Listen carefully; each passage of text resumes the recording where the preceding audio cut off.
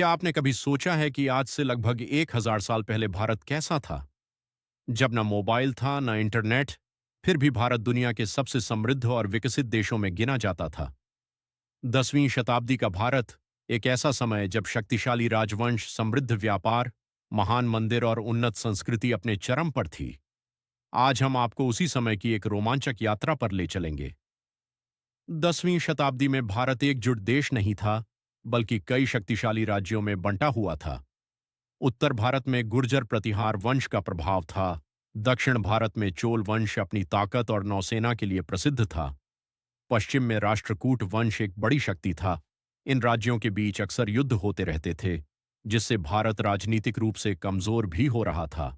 इसी कमजोरी का फायदा बाद में विदेशी आक्रमणकारियों ने उठाया। 10वीं शताब्दी के अंत तक महमूद गजनवी ने भारत पर कई आक्रमण किए। उसका मुख्य उद्देश्य था भारत की अपार संपत्ति को लूटना। उसने कई मंदिरों और शहरों पर हमला किया, जिससे भारत की आर्थिक और सांस्कृतिक स्थिति को नुकसान पहुंचा। इस समय भारत का समाज मुख्य रूप से 4 वर्णों में बंटा था। ब्राह्मण, क्षत्रिय, वैश्य, शूद्र लोग अपने अपने काम में लगे रहते थे। गांव भारत की अर्थव्यवस्था का केंद्र थे। किसान खेती करते थे, कारीगर वस्त्र और हथियार बनाते थे। महिलाओं की स्थिति अलग अलग क्षेत्रों में अलग थी। कुछ जगह सम्मान मिलता था तो कुछ जगह पाबंदियां भी थीं। 10वीं शताब्दी में भारत व्यापार के मामले में बहुत समृद्ध था। भारत से मसाले, कपड़े और रत्न विदेशों में भेजे जाते थे। अरब और चीन के साथ व्यापार होता था। समुद्री व्यापार में दक्षिण भारत के चोल वंश का बड़ा योगदान था।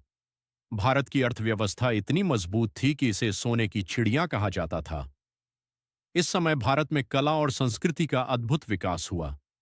भव्य मंदिरों का निर्माण हुआ, मूर्तिकला और चित्रकला अपने चरम पर थी। दक्षिण भारत के मंदिर जैसे बृहदेश्वर मंदिर इसकी मिसाल हैं।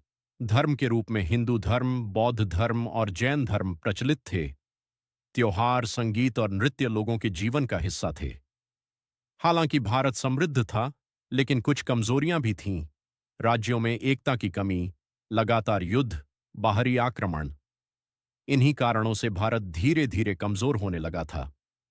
10वीं शताब्दी का भारत एक विरोधाभास था। एक ओर समृद्धि और संस्कृति, तो दूसरी ओर विभाजन और संघर्ष।